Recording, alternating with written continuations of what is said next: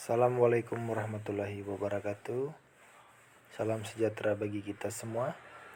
Om Swastiastu, Namo Buddhaya, salam kebajikan.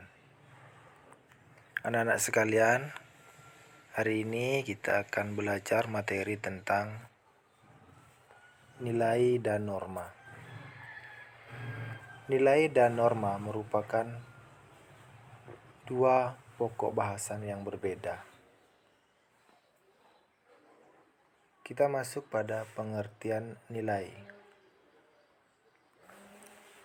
Nilai dapat diartikan sebagai sesuatu yang absolut, sedangkan norma merupakan aturan atau cara yang diterapkan masyarakat agar sesuai dengan nilai yang dianut oleh masyarakat setempat. Nah, di dalam nilai itu tidak ada norma, tetapi di dalam norma itu terkandung nilai-nilai yang digunakan atau diterapkan oleh masyarakat. Contoh sederhana dari norma adalah berpakaian yang rapi saat pergi ke sekolah, karena di sekolah terdapat norma atau aturan-aturan yang ada di dalam sekolah.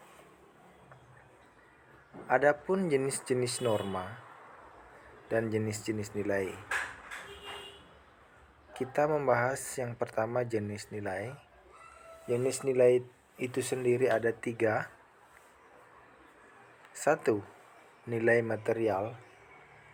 Nilai material adalah segala sesuatu yang bermanfaat bagi jasmani kita.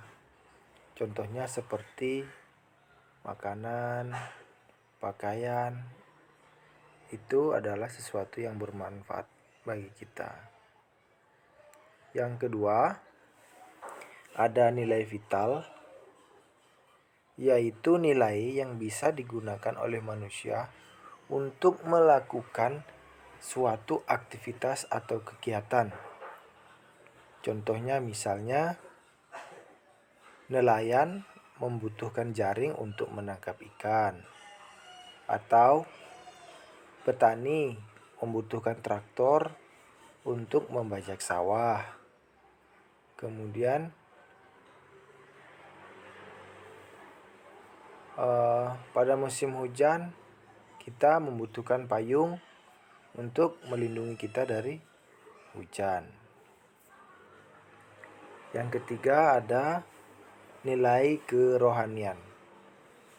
Nilai kerohanian itu adalah nilai yang bermanfaat bagi rohani manusia. Nilai kerohanian ini terbagi menjadi 4. Ada nilai kebenaran, ada nilai keindahan, ada nilai kebaikan, dan ada nilai religius. Salah satu contoh nilai kerohanian religius adalah beribadah tepat waktu.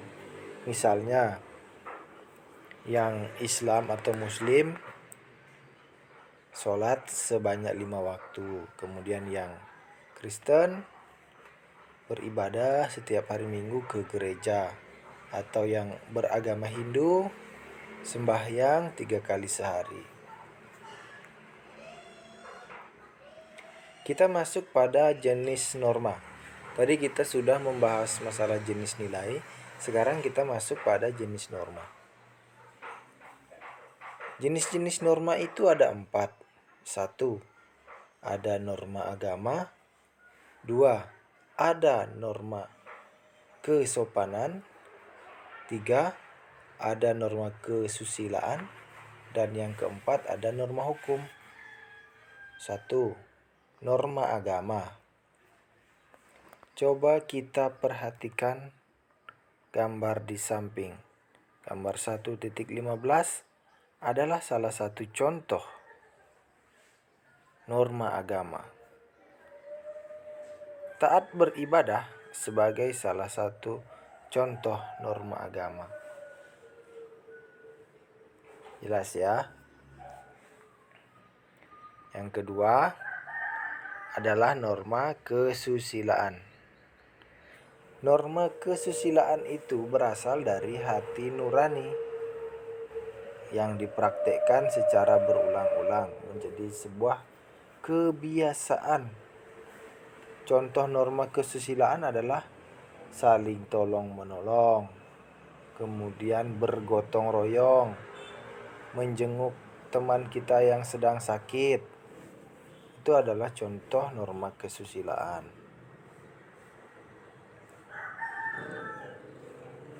Yang ketiga ada norma kesopanan.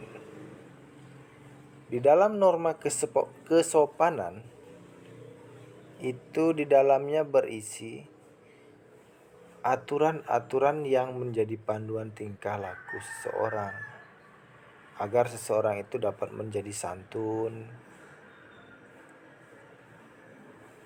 Gambar 1.7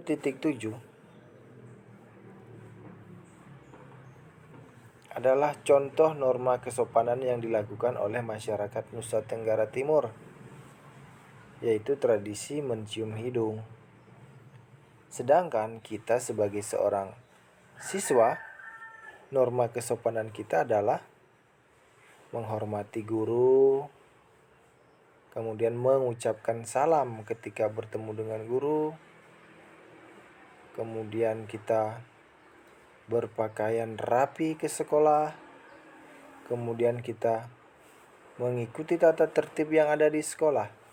Nah, itu sebagai norma kesopanan seorang siswa.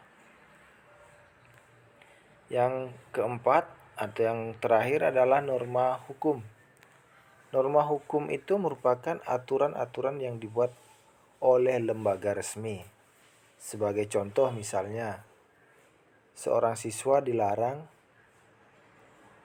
mengendarai sepeda motor karena alasannya adalah seorang siswa belum mempunyai surat izin mengemudi. Jika seseorang itu sudah berusia lebih dari 17 tahun, maka dia sudah dapat mengendarai motor karena sudah dapat membuat surat izin mengemudi atau disingkat dengan SIM.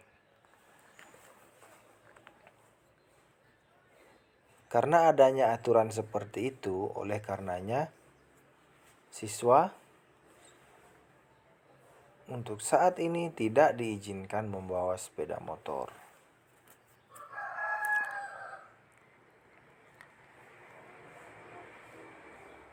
Yang poin C adalah peranan dan yang poin C adalah peranan nilai dan norma. Adapun 3 hal yang menjadi peranan daripada nilai dan norma.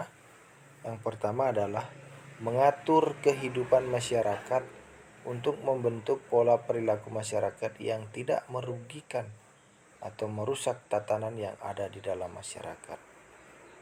Kira-kira kalau ada seorang siswa yang ugal-ugalan membawa sepeda motor, kira-kira merusak tatanan nilai dan norma enggak? Ya, tentunya merusak tatanan nilai dan norma karena itu sudah melanggar norma hukum. Seorang siswa tidak boleh membawa sepeda motor karena belum memiliki surat izin mengemudi. Yang kedua, menyeimbangkan hak dan kewajiban dalam masyarakat sehingga tidak ada pihak yang merasakan ketidakadilan atas perilaku pihak lain. Nah, kapan ada hak, di situ ada kewajiban. Hak seorang siswa adalah mendapatkan ilmu dari sekolah atau dari seorang guru. Sedangkan kewajiban seorang siswa adalah belajar sebaik-baiknya dan mengikuti aturan sekolah. Yang ketiga, nilai itu berfungsi sebagai alat motivasi dan kontrol sosial, dan norma itu menjadi pedoman hidup bagi seseorang dalam berperilaku di masyarakat. Mungkin hanya itu yang bisa Bapak sampaikan pada kesempatan kali ini. Kurang dan lebihnya mohon maaf. Apabila ada pertanyaan, kita bisa bahas di pertemuan di dalam kelas. Sekian dari Bapak. Wassalam.